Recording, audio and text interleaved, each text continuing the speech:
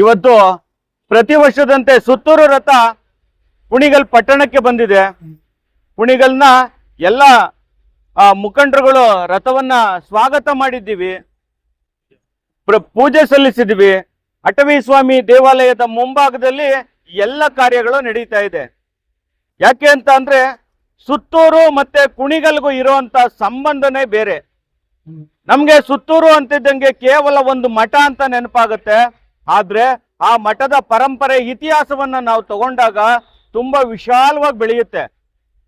ಸುತ್ತೂರಿನ ಒಬ್ಬ ಗುರುಗಳು ಕೂಡ ಕುಣಿಗಲ್ ತಾಲೂಕಿನ ಕಗ್ಗೆರೆ ಎಂಬ ಗ್ರಾಮದಲ್ಲಿ ತಮ್ಮ ಜೀವ ಸಮಾಧಿ ಆಗಿದ್ದಾರೆ ಎಂಬುದನ್ನ ನಾನು ಈ ಟೈಮಲ್ಲಿ ಹೇಳೋದಕ್ಕೆ ಇಷ್ಟಪಡ್ತೀನಿ. ಯಾಕೆ ಅಂತ ಅಂದ್ರೆ ಸುತ್ತೂರು ಸಂಸ್ಥಾನ ಅಂತ ಅಂದ್ರೆ ಒಂದ್ ರೀತಿ ವಿಶಾಲವಾದ ಹಾಲದ ಮರ ಇದ್ದಂಗೆ, ಅದರಲ್ಲಿ ಸಿದ್ಧಲಿಂಗೇಶ್ವರರು, ಹಠವೀಶ್ವರರು ಸೇರಿದಂಗೆ ಹಲವಾರು ಗುರುಗಳು ಕೂಡ ಅದರಲ್ಲಿ ಸಂಪರ್ಕಕ್ಕೆ ಬರ್ತಾರೆ. ಹಾಗಾಗಿ ಸಿದ್ಧಲಿಂಗೇಶ್ವರರ ಒಂದು ಮಾರ್ಗದರ್ಶನದಲ್ಲಿ ಅವರ ಆಣತಿಯಂತೆ ಅವರ ತತ್ವ ಸಿದ್ಧಾಂತಗಳನ್ನು ಅಳವಡಿಸಿಕೊಂಡಂತ ಘನಲಿಂಗ ಶಿವಯೋಗಿಗಳು ತಪೋಕ್ಷೇತ್ರ ಕಗ್ಗೆರೆಯಲ್ಲಿ ನಾನು ಕೂಡ ಸಿದ್ಧಲಿಂಗೇಶ್ವರನ ರೀತಿ ಅಲ್ಲಿ ನಾನು ಲಿಂಗೈಕ್ಯರಾಗಬೇಕು ಅಂತ ಹೇಳಿ ಹಾಗಿದ್ರು. ನೀವು ಕಗ್ಗೆರೆಗೆ ಹೋದಾಗ ಆ ಜಾಗದಲ್ಲಿ ನೋಡ್ಬೋದು, ಅಲ್ಲಿ ಅವರ ಗದ್ದಿಗೆ ಇದೆ. ಅಂತಹ ಪುಣ್ಯ ಭೂಮಿ ಈ ಕುಣಿಗಲ್ಲು. ಯಾಕೆ ಅಂತ ಅಂದ್ರೆ ಕರ್ನಾಟಕದಲ್ಲಿ ವಿಶೇಷವಾದ ಸ್ಥಾನ ಹೊಂದಿರೋದು ನಮ್ಮ ಕುಣಿಗಲ್ಲು. ಯಾಕೆ ಅಂದ್ರೆ ಯಡಿಯೂರು ಸಿದ್ಧಲಿಂಗೇಶ್ವರ ಇರುವಂತ ಜಾಗ. ಬಸವ ಧರ್ಮ ಪ್ರಚಾರವನ್ನ ಮಾಡಿಕೊಂಡು ಕೊನೆಗೆ ಬಂದು ಯಡಿಯೂರಿನಲ್ಲಿ ಲಿಂಗೈಕ್ಯ ಆಗಿದ್ದಾರೆ. ಅಂತ ಮಣ್ಣಲ್ಲಿ ನಾವೆಲ್ಲ ಹುಟ್ಟಿರುವಂತ ಪುಣ್ಯವಂತರು.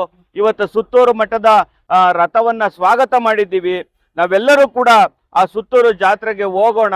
ಎಲ್ಲ ಮುಖಂಡರು ಇಲ್ಲಿ ಸೇರಿದ್ದಾರೆ, ಅವರೆಲ್ಲರಿಗೂ ಕೂಡ ನಾನು ಸ್ವಾಗತವನ್ನ ಬಯಸ್ತಾ ಇದ್ದೀನಿ.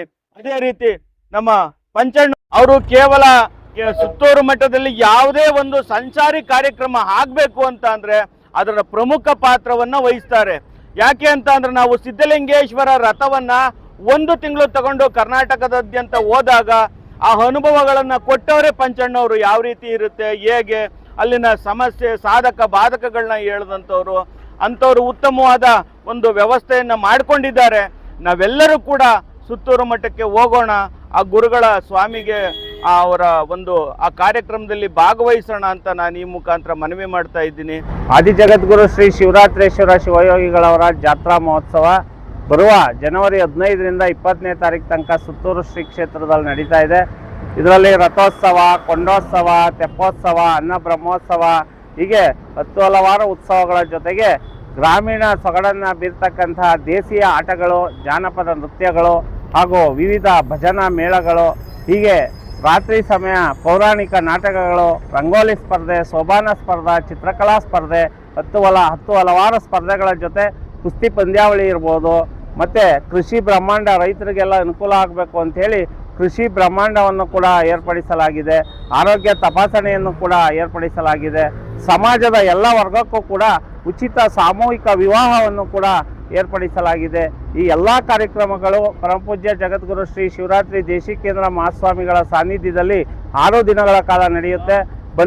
ದೂರದಿಂದ ಬಂದಂಥ ಭಕ್ತಾದಿಗಳಿಗೆ ವಾಸ್ತವ್ಯದ ವ್ಯವಸ್ಥೆ, ಅದೇ ದಿನನಿತ್ಯ ಪ್ರಸಾದದ ವ್ಯವಸ್ಥೆಯನ್ನು ಕೂಡ ಕಲ್ಪಿಸಲಾಗಿದೆ.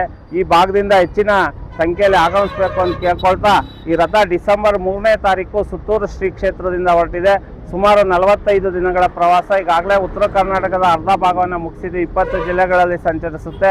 ಇವತ್ತು ಹೀಗೆ ಕುಣಿಗಲ್ಲು ಮತ್ತು ಹುಲಿಯೂರು, ಮಾಗಡಿಯಿಂದ ನೆಲಮಂಗಲ, ದೊಡ್ಡಬಳ್ಳಾಪುರ, ಕೋಲಾರ ಆ ಭಾಗಕ್ಕೆ ಹೋಗುತ್ತೆ.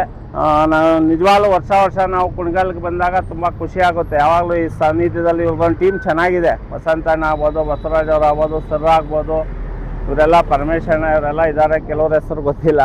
ಎಲ್ಲರೂ ಕೂಡ ಟೀಮು ನಾವು ಬಂದ ತಕ್ಷಣ ಪಾಪ ಅವ್ರಿಗೆ ನೆನ್ನೆ ಮಾಡಿದ್ದೆ, ತಕ್ಷಣ ಮಾಡಿ ಸ್ಪಂದಿಸಿ ಸಾಮಾಜಿಕ ಕಾರ್ಯ, ಸಾಮಾಜಿಕ ಕಳಕಳಿ ಮತ್ತು ನಮ್ಮ ಮಠದ ಮೇಲೆ ಇರ್ತಕ್ಕಂಥ ಭಕ್ತಿ ತಮ್ಮೆಲ್ಲರಲ್ಲೂ ಅಂತ ಹೇಳ್ತಾ, ಆ ಶಿವರಾತ್ರೀಶ್ವರ ಆಶೀರ್ವಾದ ತಮ್ಮೆಲ್ಲರ ಮೇಲೆ ಸದಾ ಇರಲಿ. ಎಲ್ಲರೂ ಕೂಡ ಈ ಜಾತ್ರೆಗೆ ಬರಬೇಕು ಅಂತ ಕೇಳ್ಕೊಳ್ತೇವೆ. ಈ ವಿಶೇಷ ಶುಭ ಕಾರ್ಯದಲ್ಲಿ ನಾವೆಲ್ಲರೂ ಪಾಲ್ಗೊಳ್ತಾ ಇದ್ದೀವಿ.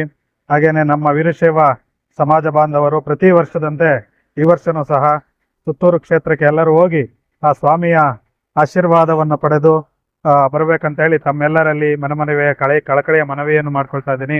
ಆ ಸುತ್ತೂರು ಶಿವರಾತ್ರೀಶ್ವರ ನಮ್ಮೆಲ್ಲರಿಗೂ ಆಯುಷ್ಯ ಆರೋಗ್ಯ ಭಾಗ್ಯಗಳನ್ನು ಕೊಟ್ಟು ಕಾಪಾಡಲಿ.